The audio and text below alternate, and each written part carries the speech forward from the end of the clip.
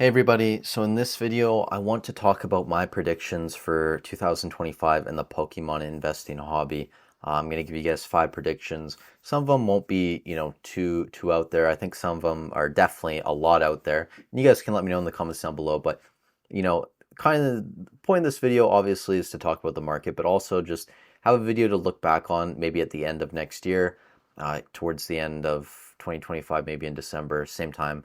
I kind of want to review this video and see how far off I was on a lot of these things. So if you guys kind of enjoy this type of content, you want me to do that at the end of next year, let me know down below. But the first prediction, and I don't think this is too controversial, Prismatic Evolutions is going to be the best return on your investment out of any expansion that will release in 2025. So we have this coming, we have Journey Together coming, we have the Team Rocket set coming, potentially the specialty set of white and black, and who knows what else is going to come towards the end of the year. Prismatic Evolutions is going to be your best return on investment. It's going to probably follow the 151 route. As you can see, pre-order pricing is just already through the roof. I imagine we are going to see a lot of this get reprinted, which could affect where this ultimately goes.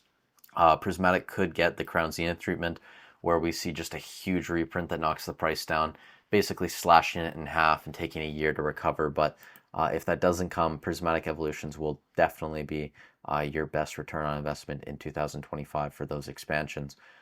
Leading into point number 2, to bring this up again, is that Pokemon Center exclusive ETBs will outperform booster box releases in 2025.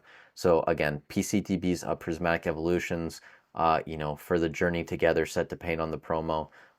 Obviously the Team Rocket one. If you get into these sets at MSRP, you're going to outperform, Surging Sparks, the other Team Rocket set that comes, whatever Journey Together is the booster box set coming as well. So all of those will be outperformed by PCTBs. And, these are getting very popular, right? So the Crown Zenith one was kind of like the first kind of different one from the Sword and Shield era that had the promo.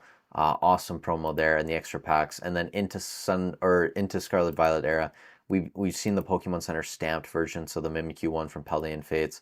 I don't have them all up, but the Paldea Evolved one with Pikachu and the new starters, awesome promo. The Surging Sparks one, obviously with Magneton, great artwork as well. You have Obsidian Flames with the Charizard. A lot of these are just they're crushing it right now, and I don't think that's going to change. Again, I do worry about these Pokemon Center exclusives long term, just because it is a newer product. We don't know how well within the next 5 to 10 years these are going to perform. Booster boxes at this point, they are a collectible in and of themselves. The packs inside do become a bit less relevant at a certain point in terms of the value of the overall box, but with PC versions of these ETBs, we really don't know how much of it is going to be based on the collectible itself, how much is going to be based on the promo inside. So, we're gonna need a few years to kind of figure out what's going to happen. But, buying these at MSRP, if you want to sell them within a year, 2 years, if you look at the 151 ones, the Paldean Fates as well, where are those? I actually bought these. I bought a case of them. These are one of my best performing items in 2024 in terms of overall percentage return. So I think going into 2025, these are just going to continue to crush it. And if you can get them at release, definitely get a case if possible at MSRP, and you won't regret it. It honestly, we're at the point where the promo is almost irrelevant. But if it is a good promo, like this one in Paldea Evolved, like the Charmeleon in Obsidian Flames, or Charmander rather, those sets just, they're no brainers. Like, it's not even a contest at that point.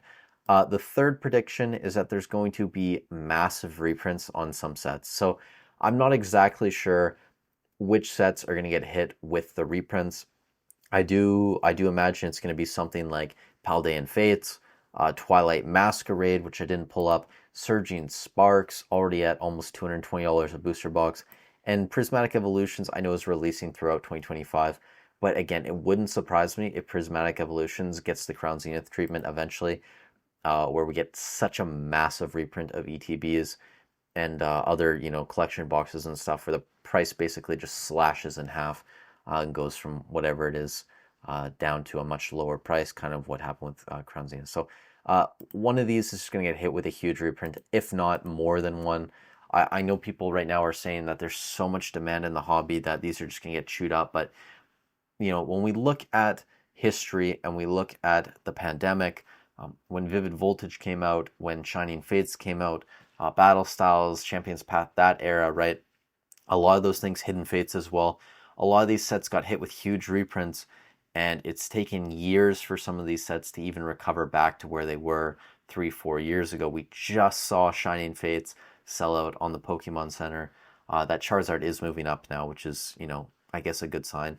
But something like that, something like Vivid Voltage is still in stock, guys. One of the first sets to release in Sword and Shield era, basically over a generation ago at this point, in terms of TCG releases. But yeah, so with some of these, we'll get hit with huge reprints.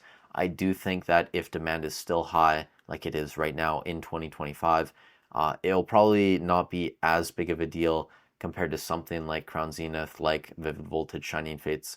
But it could be, still a really big deal depending on how big the print run is. So one of these, if not more of them, are going to get hit with reprints. That is the third prediction. Following that is going to be Sword and Shield will continue to pop off. Fusion Strike Booster Box, I imagine by the end of 2025, this is going to be a $400 plus booster box. We're already pushing $300 at this point. When you look at eBay and you look at pricing, we're really not that far off. 310, 320 already, like only a few boxes separating it from 295 and 320. So these are going to continue to dry up. People now want them as a collectible. The Gengar's popping off, the Espeon, great set.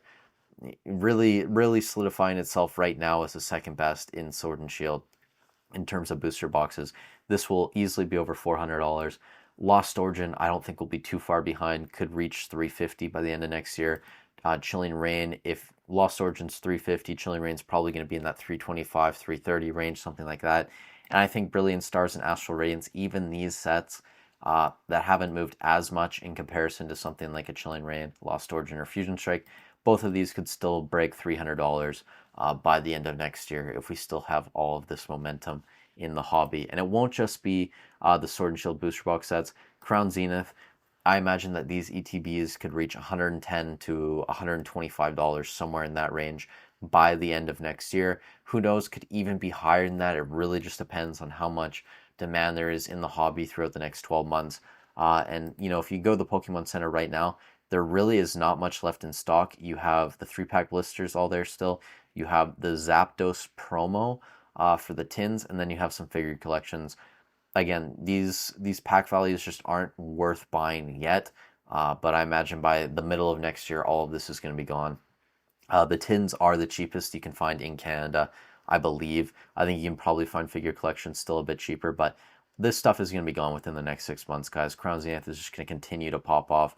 It's a no-brainer investment right now. And the final prediction I have, this one's kind of out in left field. So if you see here, I have the Pokemon TCG Classic product on screen. My prediction for 2025 is that the Pokemon Company is going to come out with a product that is, worth a few $100s, maybe in that $300-$400 range. It's going to be a big special product that everyone's going to want to get their hands on. It's going to be potentially an exclusive product to the Pokemon Center. And whatever it is, right, I think it's going to be more catered towards the collectors and the players, like the TCG Classic. This really didn't sell well. I think Pokemon knows that.